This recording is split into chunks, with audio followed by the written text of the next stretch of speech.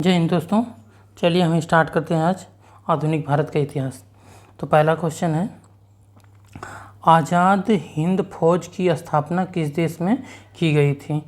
तो इसका सही आंसर है ऑप्शन नंबर बी, सिंगापुर।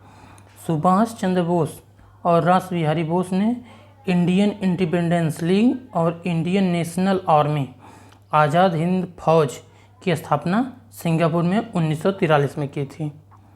तो अगला क्वेश्चन है, स्वदेश बांधव की स्थापना किसने की थी? तो इसका सही आंसर है option number A, Ashwini Kumar Dutta ने। स्वदेश बांधव समिति की स्थापना अश्विनी कुमार दत्ता ने की थी। इस संगठन का उद्देश्य स्वदेश उत्पादों के इस्तेमाल में वृद्धि करना और विदेशी उत्पादों का बहिष्कार करना था। अगला क्वेश्चन है, भारतीय पुरातत्व विभाग को अस्थायी संस्था कब बनाया गया? तो इसका सही आंसर है ऑप्शन नंबर सी, 1905 में। तो इसका देखते हैं डिटेल। भारतीय पुरातत्व विभाग की स्थापना 1861 में अलेक्जेंडर कनिंघम ने की थी। वर्ष 1906 में इसे अस्थायी संस्था बनाया गया था। अगला क्वेश्चन है, वर्नाकुलर प्रेस एक्ट, मतलब वर्नाकुलर प्रेस एक्ट और शस्त्र अधिनियम यानी कि आर्म्स एक्ट इसको बोलते हैं इंग्लिश में। तो इसको वर्नाकुलर प्रेस एक्ट बोलेंगे, अधिनियम को एक्ट बोलते हैं, और शस्त्र अधिनियम यानी कि आर्म्स एक्ट बोलते हैं इसको। किस वायसराय द्वारा पारित किया गया था? तो इसका सही आंसर है ऑप्शन नंबर ए, लॉर्ड लिट्टन द्वारा। तो लॉर्ड लिट्टन 1876 से 1880 के दौरान भारत के वायसराय थे। 1876 से 78 के अकाल को सही ढंग से न संभाल पाने के लिए उनकी कड़ी आलोचना की गई थी। उन्होंने वर्नाकुलर प्रेस एक्ट व शस्त्र अधिनियम 1878 को पारित किया गया था। अगला क्वेश्चन है, हैदराबाद के लिए निम्नलिखित में से किस निजाम ने 18वीं शताब्दी में अपने प्रदेशों की रक्षा के लिए फ्रांसीसी जनरल बुस्सी की सुरक्षा हासिल की थी? तो इसका सही आंसर है ऑप्शन नंबर सी, सलाबत जंग। सलाबत जंग हैदराबाद के चौथे निजाम और निजाम उल मुल्क के तीसरे बेटे थे। निजाम उल मुल्क की मृत्यु के बाद उत्तराधिकारी के प्रश्न ने मराठों, फ्रांसीसी और अंग्रेज़ों को किंग मेकर की भूमिका निभाने का अवसर दिया। 1751-52 में निजाम सलाबत जंग ने फ्रांसीसी जनरल बुस्सी की सुरक्षा हासिल की। इसने हैदराबाद को मजबूत बना दिया और निजाम को ख़त्म करना आसान नहीं था जब तक फ्रांसीसी जनरल वहाँ थे। अगला क्वेश्चन, भारत में पुर्तगाली राजधानी को कोचीन से गोवा किसने स्थानांतरित किया? तो इसका सही आंसर है ऑप्शन नंबर सी, नीनो दा कुन्हा। नीनो दा कुन्हा भारत में एक पुर्तगाली गवर्नर थे जिन्होंने 1528 से 1538 तक थे। वहाँ वर्ष 1530 में उन्होंने अपनी राजधानी कोचीन से गोवा स्थानांतरित कर दिया था। अगला क्वेश्चन, ईस्ट इंडिया कंपनी के अधिकार के तहत पहले सिक्के किस टकसाल में बनाए गए थे? तो इसका सही आंसर है ऑप्शन नंबर डी, बॉम्बे में।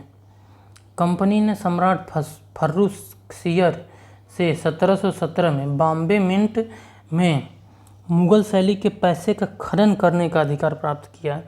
ये मुग़ल शैली के रुपए के सिक्के 1717 से बॉम्बे टकसाल में 1835 में भारत में सिक्कों के एकीकरण तक चले गए थे। सिक्कों का नाम कैरोलिना सोना यानी कि उसको सोना के तहत रखा गया था। अगला क्वेश्चन, ईस्ट इंडिया कंपनी की ईस्ट इंडीज की पहली यात्रा निम्नलिखित में से किस व्यक्ति द्वारा आयोजित की गई थी? तो इसका सही आंसर है option number C, sir James Lancaster. East India Company की पहली यात्रा सर जेम्स लैंकेस्टर द्वारा 1601 में आयोजित की गई थी। उन्होंने जहाज़ का नाम रेड ड्रैगन था, उनके जहाज़ का नाम रेड ड्रैगन था। अगला क्वेश्चन, निम्नलिखित में से कौन भारत के राज्य सचिव के पद का अंतिम धारक रहा? तो इसका सही आंसर है option number D, Lord Pethick Lawrence. Lord Pethick Lawrence Bharat के राज्य सचिव के पद के अंतिम धारक थे। उनका कार्यकाल 3 अगस्त 1945 से 17 अप्रैल 1947 तक था। अगला क्वेश्चन, निम्नलिखित में से किस वर्ष असम प्रांत बंगाल से अलग हुआ था? तो इसका सही आंसर है ऑप्शन नंबर सी, 1884 में। तो असम प्रांत को वर्ष 1884 में बंगाल से अलग कर दिया गया था। इसे उत्तर पूर्वी सीमांत गैर नियमन प्रांत के रूप में स्थापित किया गया था। बाद में इसे 1905 ईस्वी में पूर्वी बंगाल और असम के नए प्रांत में शामिल कर दिया गया था। अगला क्वेश्चन, छोटे राज्यों को एकीकृत करने का पहला कदम निम्नलिखित में से किस समयावधि के बीच किया गया था? तो इसका सही आंसर है ऑप्शन नंबर ए, 1947 से 1949 तक। छोटे राज्यों के एकीकरण का पहला कदम 1947 से 1949 के बीच चलाया गया था। पहला कदम छोटे गैर व्यवहार्य राज्य के लिए था, लेकिन मुख्य रूप से सीमा क्षेत्र में स्थित कुछ बड़े राज्यों को भी विलय समझौतों पर हस्ताक्षर करने के लिए कहा गया था। अगला क्वेश्चन है, भारतीय उच्च न्यायालय अधिनियम 1861 के अधिनियम से पहले निम्नलिखित में से कौन भारत में न्यायिक संस्थाओं के 2 प्रतिद्वंदी समूह थे? जिसका सही आंसर है option number C, crown court और कंपनी कोर्ट। तो भारतीय उच्च न्यायालय अधिनियम 1861 के पारित होने से पहले भारत में न्यायिक संस्थाओं के 2 प्रतिद्वंदी समूह थे, अर्थात क्राउन कोर्ट और कंपनी कोर्ट। कलकत्ता, मद्रास और बॉम्बे के प्रेसिडेंसी शहरों में स्थापित सर्वोच्च न्यायालय ब्रिटिश क्राउन के न्यायालय थे, जबकि जिला व मोफिसिल क्षेत्रों में स्थापित अदालतें ईस्ट इंडिया कंपनी की अदालतें थीं।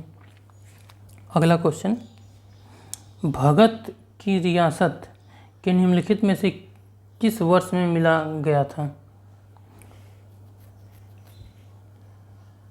ये इसका सही आंसर है 13वां का ऑप्शन नंबर बी, 1850।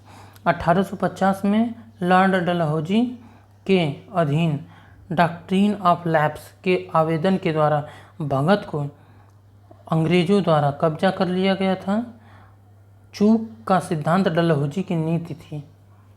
अगला क्वेश्चन, निम्नलिखित में से किस अधिनियम ने संवैधानिक निरंकुशता के सिद्धांत की शुरुआत की? जिसका सही आंसर है ऑप्शन नंबर सी, भारत सरकार अधिनियम 1935। भारत सरकार अधिनियम 1935 द्वारा शुरू की गई संवैधानिक निरंकुशता के क्राउन की ओर से गवर्नर जनरल में राज्यपालों और केंद्र के प्रांतों के कार्यकारी अधिकार निहित किए गए थे। अगला क्वेश्चन, 1946 में अंतरिम सरकार के दौरान गठित कार्यकारी परिषद के उपाध्यक्ष कौन थे? तो इसका सही आंसर है option number D, Jawaharlal Nehru. तो 24 अगस्त 1946 को अंतरिम सरकार के गठन की घोषणा की गई। वायसराय को कार्यकारी परिषद का अध्यक्ष होना था और जवाहरलाल नेहरू को कार्यकारी परिषद का उपाध्यक्ष नामित किया गया था। अगला क्वेश्चन, भारतीय रिजर्व बैंक की स्थापना के लिए कौन सा अधिनियम प्रदान किया गया? तो इसका सही आंसर है ऑप्शन नंबर बी, भारत सरकार अधिनियम 1935। भारत सरकार अधिनियम 1935 ने देश की मुद्रा और ऋण को नियंत्रित करने के लिए भारतीय रिजर्व बैंक की स्थापना का प्रावधान किया। यह 1 अप्रैल 1935 को स्थापित भारत का केंद्रीय बैंक है। अगला क्वेश्चन, 1935 के भारत सरकार अधिनियम के अनुसार अवशिष्ट शक्ति निम्नलिखित में से किसे दी गई थी? तो इसका सही आंसर है ऑप्शन नंबर सी, भारत के वायसराय। 1935 के भारत सरकार अधिनियम ने केंद्र और प्रांतों के बीच शक्ति को विभाजित किया। संघीय सूची केंद्रों के लिए थी, प्रांतीय सूची प्रांतों के लिए थी और अवशिष्ट शक्ति वायसराय को दी गई थी। अगला क्वेश्चन, 1905 में बंगाल के विभाजन के समय भारत का वायसराय कौन था? तो इसका सही आंसर है option number B, Lord Curzon. तो बंगाल के बंटवारे की घोषणा 19 जुलाई 1905 को भारत के वायसराय लॉर्ड कर्जन ने की थी। तत्पश्चात 16 अक्टूबर 1905 को बंगाल का बंटवारा किया गया। बंगाल के पश्चिमी क्षेत्र को मुस्लिमों के लिए तथा पूर्वी क्षेत्र को हिंदियों के लिए बनाया गया। अगला क्वेश्चन, इंडिया विंस फ्रीडम नामक प्रसिद्ध पुस्तक किसने लिखी थी? तो इसका सही आंसर है option number B, Maulana Abul Kalam Azad. India wins freedom पुस्तक स्वतंत्रता सेनानी मौलाना अबुल कलाम आज़ाद ने लिखा था। यह पुस्तक 1959 में प्रकाशित हुई थी। अगला क्वेश्चन, यंग बंगाल आंदोलन की स्थापना किसने की थी? यंग बंगाल आंदोलन की स्थापना किसने की थी? तो इसका सही आंसर है option number B, Henry Louis William Derozio.